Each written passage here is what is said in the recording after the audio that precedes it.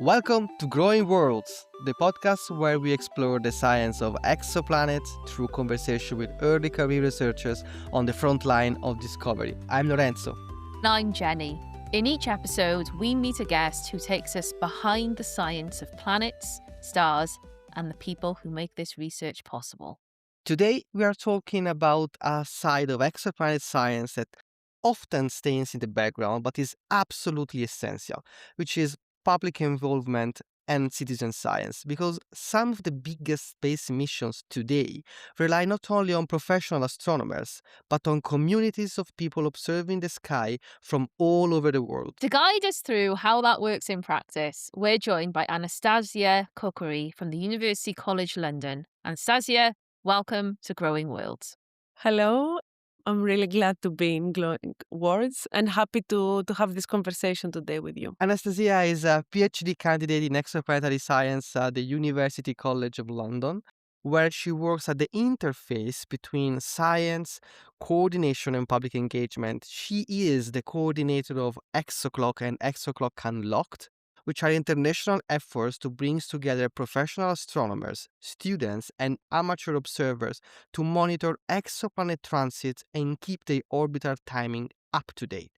Our listeners might remember that we mentioned ExoClock before with Mayuko a few episodes ago. It was episode 4, if you are curious to listen back. So, Anastasia's works with ExoClock plays a crucial role in supporting future missions like Ariel, where knowing exactly when a planet will transit make the difference between a successful observation and a missed opportunity. So, Anastasia, we always like to start from the beginning. So, tell us about your beginning, your journey into exoplanet science. How did it begin? What got you excited about exoplanets? And then how did you get into the kind of public engagement side of it? It's very actually interesting how I started into exoplanets because I wasn't always a professional astronomer. I started as a teacher. So I got introduced actually into astronomy through my studies, my bachelor studies in primary education. I'm always mentioning this because it's a quite different background compared to other probably researchers in astronomy. This is where actually I got into astronomy because I had a professor who wanted to teach teachers how to teach astronomy to students. So he really inspired me. I love that someone out there is doing that. That's such Exactly. a worthy cause. Yeah. We were, I think, the only department in the country, because I studied in Greece, that had this opportunity. So indeed, for me, it was a life-changing and career-changing opportunity and inspiration, because it was also my first course. So as soon as I entered in the university, I entered in the amphitheater and I was like, what I'm doing here? Why I'm hearing about stars, planets? I got to study pedagogy and education. But I think the combination of the two offered me this enriched background in both astronomy and education. This is how I got first the inspiration of astronomy, and then I decided to follow the career. But exoplanets, I think, it came as a really innovative field back then, because when I was studying, it was like 10, 15 years ago, exoplanets were really, growing and started to become one of the most interesting fields. Yeah, I think 10 years ago, is that when we're like launching Kepler? Is something like 10 years ago, isn't it? Roughly speaking, it's about It's a 15 decade years ago. Yeah. Okay, yes, 15 you years ago for farther, yeah. Kepler. Yeah, so it's like, at the start of where the numbers Exactly.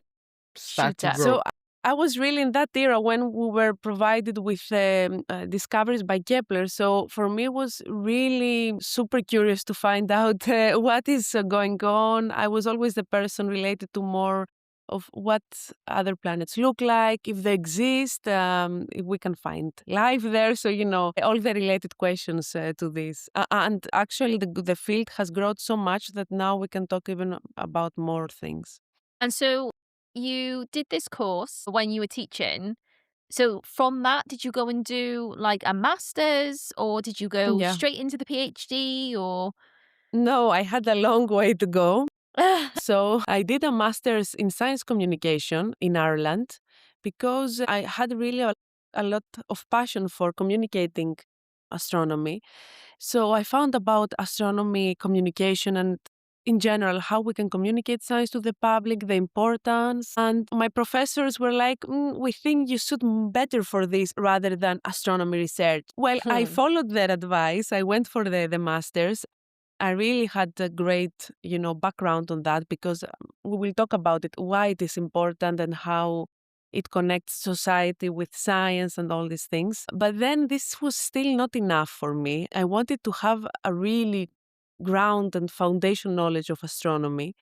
So Mm. this is where I decided to do another bachelor's. So it was it was Wow. long. Okay. Okay. So this is when I did a bachelor's from zero in astronomy and Yeah. planetary science, and then finally getting into a PhD. So I think I consider myself really a long life student Yeah. that I never end.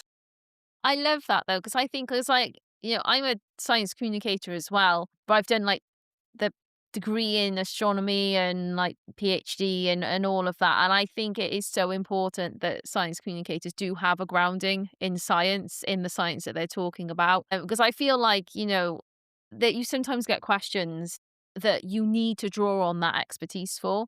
Mhm. So yeah, I think what you've done is actually super smart. I really admire it. After all, being so tired because I keep saying I'm tired. I don't want any other degrees. People that have been since the beginning were like, okay, enough, enough. How much more do you want to do? And it did, I realize now how important it is to, if you want to do things like what I'm doing now, connecting to the public, it's quite important to have a diverse background and a holistic view of things. Yes. Hmm. I agree. Your work is showing that actually the public can play a very real role in exoplanet research. It's Exactly. not just happening with big observatories and telescopes and all of the professionals. It's the quote unquote normal people, not the Hmm. people who have like the astronomers as their sort of job title that are doing really important work. So why is citizen science so important in exoplanet research? So, first of all, let me mention that what you said, the involvement of people, started also from myself because when I started, as I said, because I was an amateur back then, I was an amateur astronomer. I wasn't back then a professional yet. This is where I found that it was really hard to find opportunities for people like me or others. Maybe they're not professionals, but they have a lot of passion for astronomy. They Mhm. have a curiosity. They have the willingness to contribute, to come in touch. They have difficulties to find opportunities to get into it. So, an excellent way to get into this is citizen science, where or public participation. You involve in real research with the support of professionals.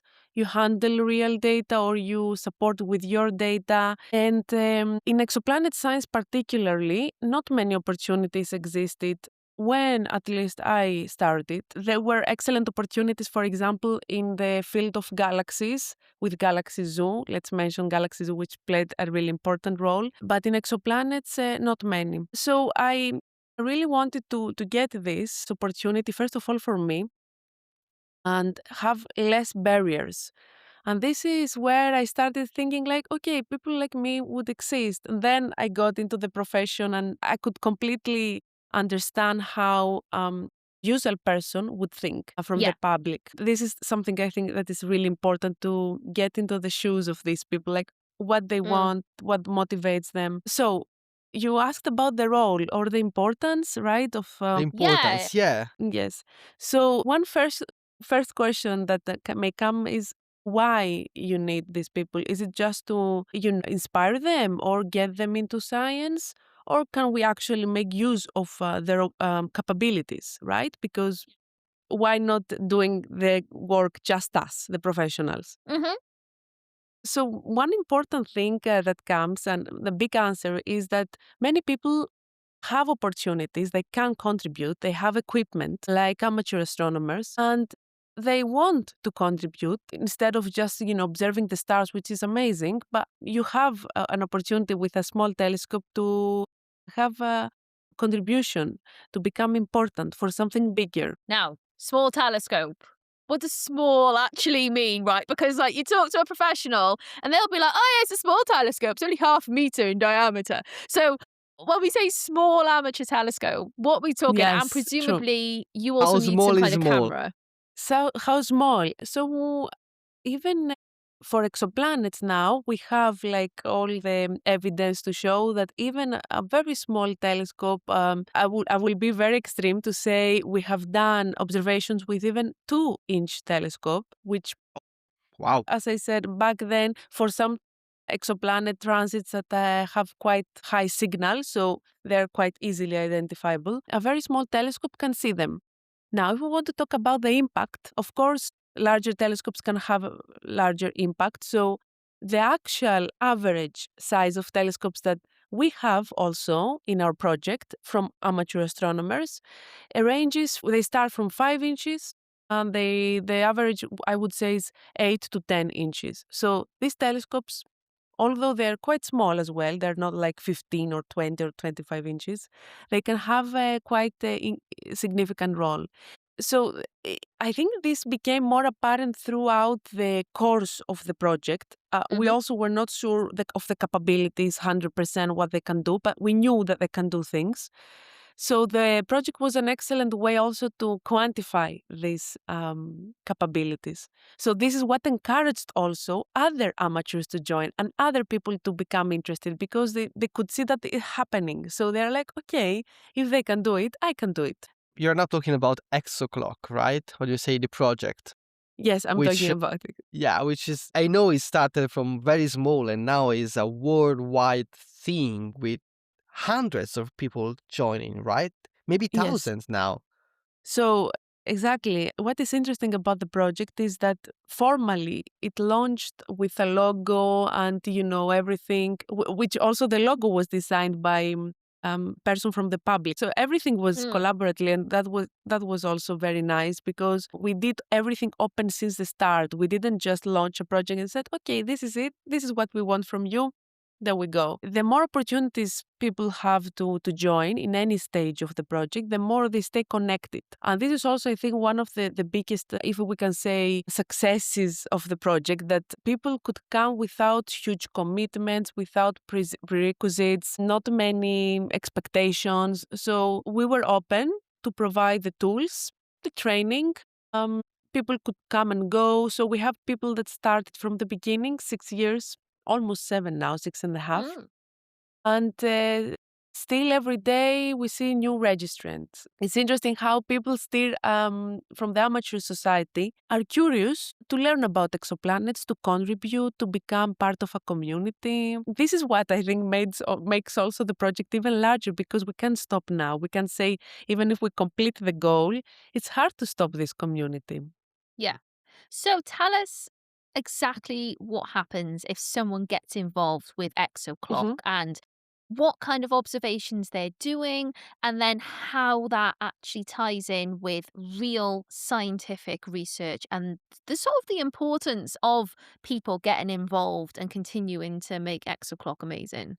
Yeah, since the beginning, if somebody wants to join, they can first of all click to the website exoclock.space. They have the opportunity there to create an account. So even if they have no idea about exoplanets or observing, they can register to the website so they can find out more information, the training tools. So the first step is to register. Then the most important is to see if they have a telescope. If they have a telescope, they will find also a personalized scheduler where they can find out which planets they can observe from their own telescope, which is Yeah. very important.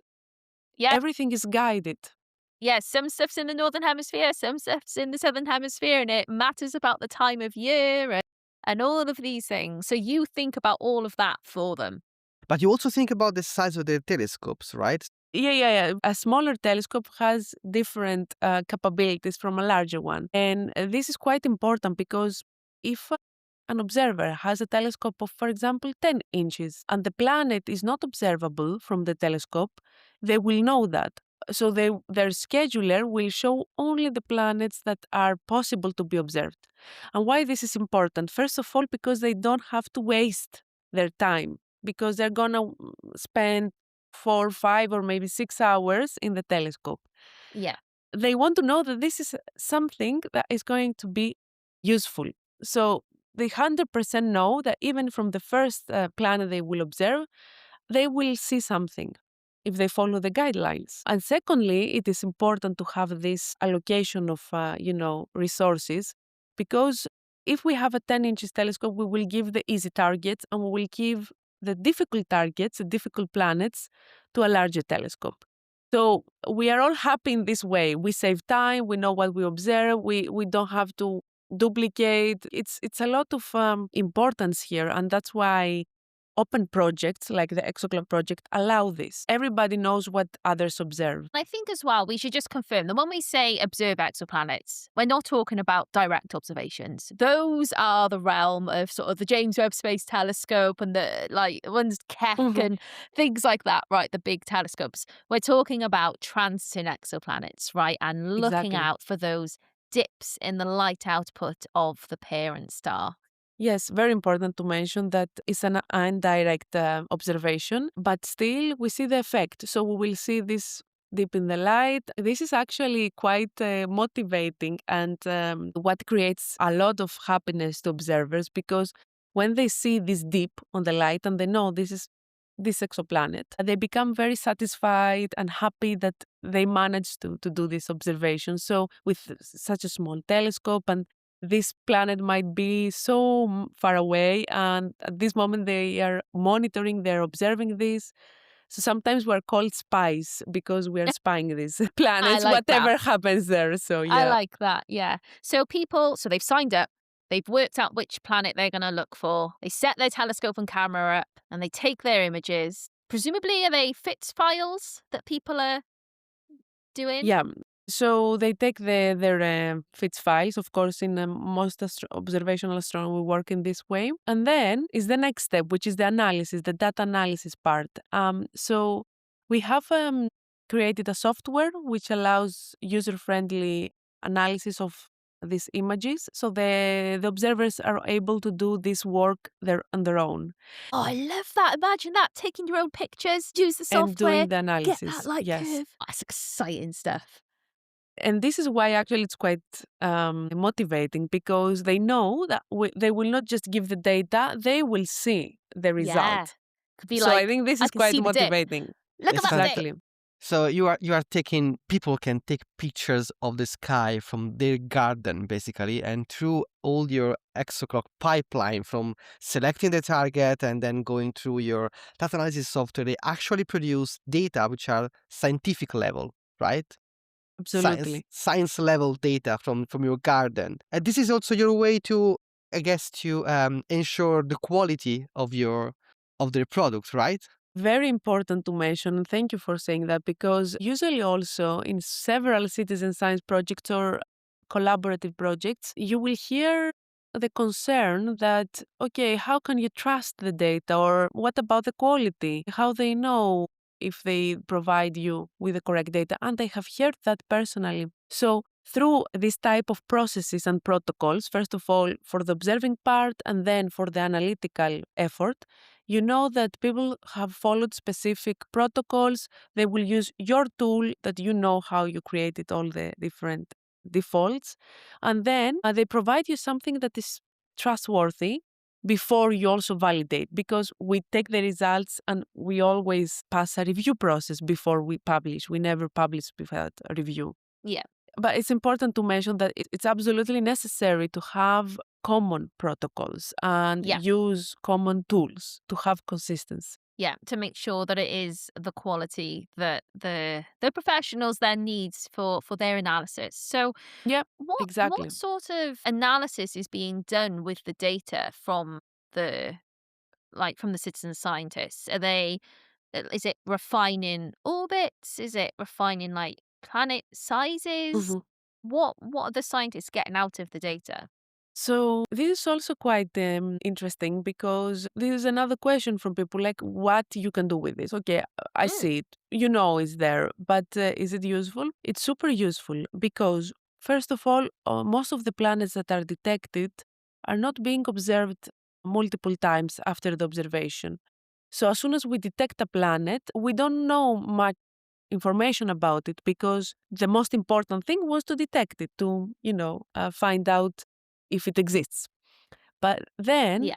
it's really a big process and it's a marathon, I would say, to find out more about these planets. And Lorenzo, you know how important it is to follow up and monitor all the Yeah. planets. We are talking about multiple planets now, thousands. So when Mm. we had only a few planets, of course we could focus on this. But now that we are talking for so many, we are losing important information about this. So if we want to discuss really what these planets look like, we need multiple of these observations, which will allow us to get more in-depth information about, for example, the most important thing. Is the planet still there? Is it transiting? Mm. So this is the timing. Do we know that the timing is correct or we will lose the planet? So this is the most important thing. So monitoring them is essential, first of all, for this reason. Secondly, we can refine other things related to the planet. For example, the period. How often this planet will transit? Is the period known in detail? Do we know it? But also many more information related to the orbits or even to other planets in the system. And this is a method also we can identify other planets. It's so much information actually that the more data we can get about one planet, the more transits, the more we can actually get information about this system. This is fantastic. You just summarize why citizen science is so important. We have so many planets to check on, Mm. basically, that we don't have enough telescopes to keep staring at all these Exactly. planets. It's like having we just have too many children now, and we don't have enough babysitter for all of them, right? So we're I just like asking that. we're asking the neighbors to help us checking on them, and we are all having a party all together afterward. We're offering pizzas to compensate because you are building up trust and connection, and you also are giving something back because you are giving people the opportunity to contribute to science, really. Mm. Because I happen to know that you also invite people to join your publications when you use their data. Wow. This is Yes, huge. it's important. Since the beginning, we already observed that, noticed that there were several efforts, not necessarily in exoplanets, but I would talk about generally, that people maybe would be just acknowledged or not even mentioned. And then this is something that people may lose interest on because if they don't get all the acknowledgement or they don't feel the satisfaction of getting equally involved also in the presentation of results, they may just stop. Then this creates a big gap between professionals and amateurs because the professionals need them, the amateurs want to be part, but if there is not equal involvement or acknowledgement, then as you can imagine, this creates problems. So we consider that it's equally important. Of course, now it becomes a problem for us because we have to handle all the logistics. And we are talking in the beginning, it was 40 or 50 people, which is still a lot. As an author list, you're saying, so the Yes, author yes, list of your yes, paper were like yes, 40, 50 people. Mm. yes. But what is today? Today is the latest was 350. So Wow. right, it took us too much time to manage the logistics, the affiliations, the observatories, to make sure that everybody is properly acknowledged. So this is something probably that we should also mention to journals or collective efforts that it should make our life easier if we want this type of efforts Yeah. to continue. But it's absolutely amazing to see such a collective effort because these people also act as actual communicators of the work. They go to their little societies, their little, Mm. friends, neighborhoods, communities, and they present the results because they also did work. Yeah. And Of course they do. this acts as a communication also of a large mission. And this is why today we can talk about ExoClock or exoplanets or the Ariel mission that we're connected and contributing. It's quite well known, at least in the amateur society. And this makes us quite happy also. And I think having the citizen scientists as authors, it really shows that level of trust between Mhm. them and then the professional scientists. So, how do you ensure that that trust is there and it continues to grow, right? Because the professionals have to trust that the citizen scientists are doing their job, then the citizens have to trust that they're going to get the proper acknowledgement. So, how do you ensure that that kind of blooms and grows? It's a big challenge. So I don't think it's a straightforward answer on this. It needs quite a lot of engagement and communication. If I can say, share something from all the years of experience with working together, is that the more transparent we are, the more trust we get, the more Yeah, communicative, the more also we discuss our processes, we get opinions, feedback, reflection, the more people are happy and feel safe, if we can say that in this way. So they will trust, they will become even more motivated, not only trust. yeah, I love that. Which is opening a big door for me, all this. I mean, how do you think that this trust that you are building between the community in science and the community of people interested in science? And because we cannot think about, we can talk about communities because you are really touching hundreds of people all around the world. So how do you think this can contribute in changing the culture of how people trust science more in general? And what do you think we will need as a community to do next to keep growing Mhm. this connection that you are putting together there and to keep building this trust? First of all, I consider the role of communicators, public engagement officers, and people that can facilitate this effort quite important. Yes. Yes, here you are. So the most important is to acknowledge this role, and from the scientific community, to acknowledge that it's important for any type of research we're doing to have Yeah. communication, to have engagement. As soon as we acknowledge that, then the mindset can change. But I know that although science communication and public engagement is mentioned is now like everything is changing, shift in research, I don't think it's yet established in any type of research because, of course, the funding will have priority on the actual research. But we have to acknowledge that the research to happen needs to consider the science and society connection. If the society or all, as many people from the society are not there, then we cannot talk about science because when we do science, we do it for everyone, not just for the professionals, not for the scientists. Mm. I love this answer.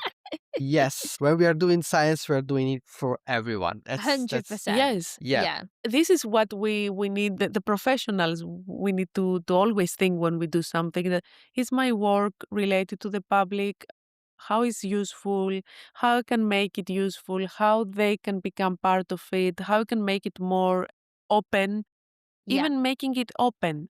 It's important. So the big thing that we need to identify and realize now is this. We don't think as how we, the scientists, reach to the public, but Mhm. how we are connected with it and how our work is useful, connected with members. We cannot force anyone, of course. You will always have this gap of people that are not interested, but at least give the opportunity, make it Mhm. open, transparent, reach out, communicate it, have any type of communication from informing people to giving opportunities to be part if they want to, not necessarily. So the other side of the coin, to keep this connection open, to keep this trust that we are building, that you Mhm. are mentioning, this is so important, and to keep reminding ourselves that we are doing things for everyone. What mistakes should the community, the scientific community, avoid to keep building the right culture? So I think it's again a multi facet answer, but yes, because there are many components being involved for this answer. But the biggest, I would say, is the mindset.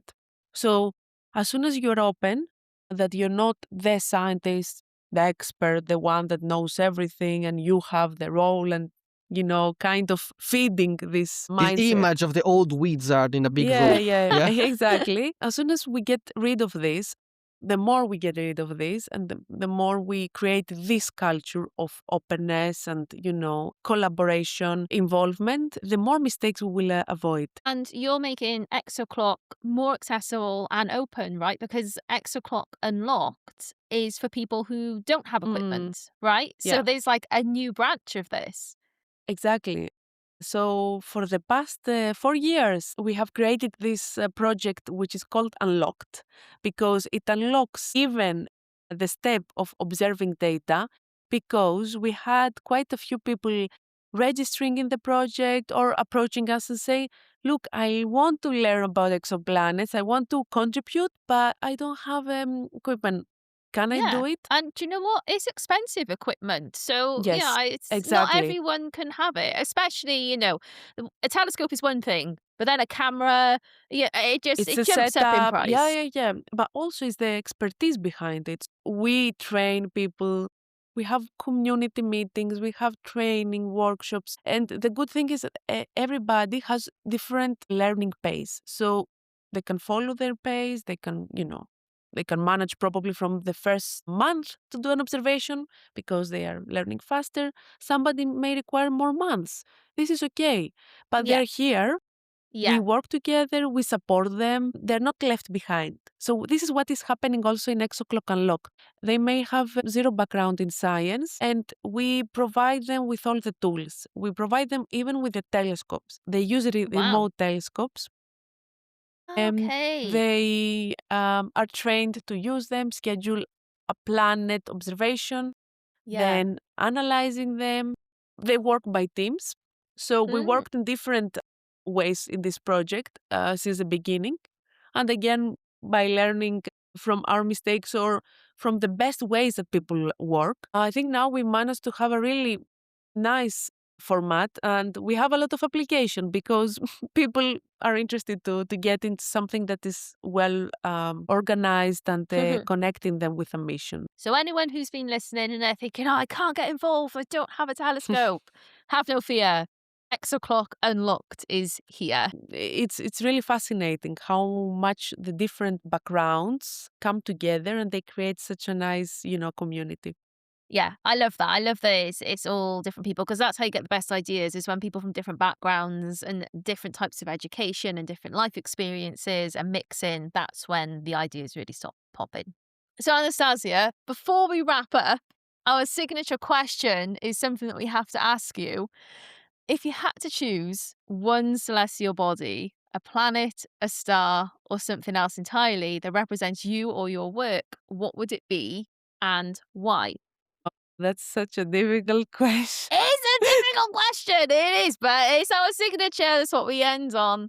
Okay, I think I can't resist because whatever I like, I love all exoplanets and so many interesting cases that I keep encountering mysteries and so many things that I want to share. And if I start now, I will never end about interesting, That's it. facts on One. exoplanets. You got to pick one that represents you and one object that represents you. Okay, I will be the very common answer with our Earth because I really like our planet. I like that. And by studying also exoplanets, I keep reminding myself how much like a nice planet we are, and we can support us.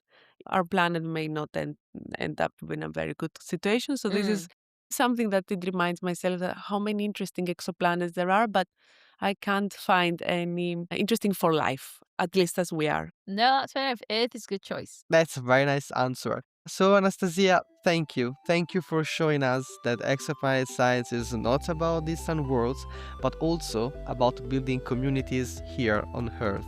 And thank you to everyone listening. Join us next time on Growing Worlds as we explore another corner of the universe and the people bringing it closer. Thank you.